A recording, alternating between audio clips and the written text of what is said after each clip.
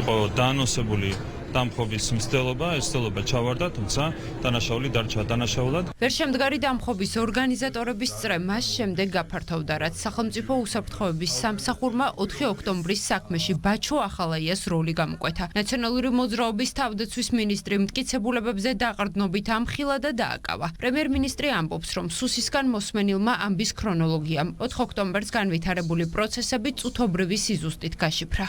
თავი არის ერთი, რომ თუ არის დანაშაული ჩადენილი, ამ დანაშაულის გამოძიება უნდა მივიდეს ბოლომდე და ამით არის დაკავებული დღეს სახელმწიფო უსაფრთხოების სამსახური. ოჯახის წევრებს და ადვოკატებს ვერ გავამტყუნებთ, ეს მათი საქმეა, ბრალობულის დაცვა არის მათი საქმე. ეგრეთ წოდებული მშვიდობიანი რევოლუციის ორგანიზატორებმა რეალობის აღქმა ვერც ამჯერად შეძლეს. რუსთავის ციხეში მყოფი სააკაშვილი და მისი თანაპარტიელები 4 ოქტომბრის მოვლენების სათავეში მყოფი ახალაიას გამართლებას ცდილობენ. გახარიას გუნდმა კი ფაქტების ობიექტურად შეფასებას ბრალდების ისრების ხელისუფლებისკენ გადატანა არჩია. ოპოზიციიდან ერთადერთი, ვინც ახალაიას ბრალდება ფაქტებთან დააკავშირა ფედერალისტების ლიდერი იყო. ახალაიას ცოლი 2 თვე 4 ოქტომბრის მშვიდობიან დამხობაზე კამპანიას ეწეოდა საჯაროდ, ვინც კრიტიკულ აზრს გამოხატავდა, თავს ესხმოდა საჯაროდ.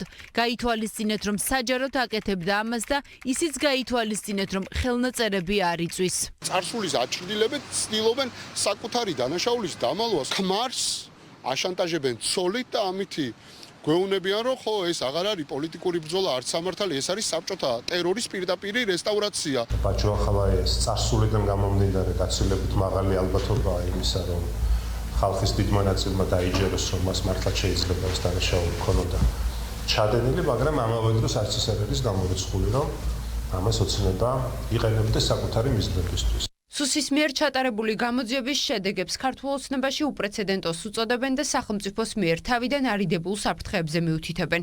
თავდაცვის ყოფილი მინისტრის ოჯახის წევრების მიერ გაჟღერებული პოზიციები მართველ გუნდს აფიქრებინებს, რომ რევოლუციური მოვლენების მთავარ ორგანიზატორად დასახელებული ახალაია ქვეყნიდან გაქცევას და ამ გზით პასუხისმგებლობის თავიდან არიდებას ცდილობდა.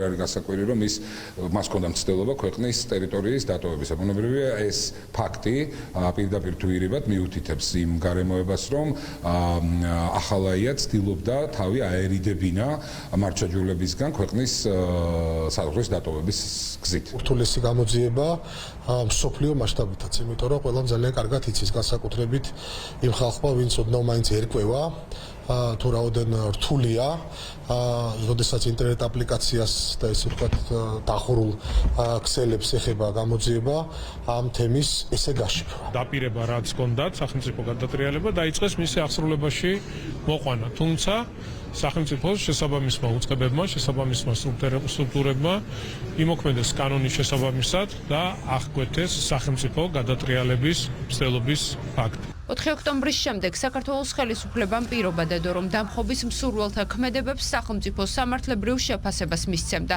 მშვიდობიანი რევოლუციის ორგანიზატორთა და მონაწილეთა უმრავლესობა დაკავებულია. თუმცა მართლსაწინააღმდეგო ქმედებების ჩამდენი პირების გამოვლენის მიზნით გამოძიება ისევ გრძელდება.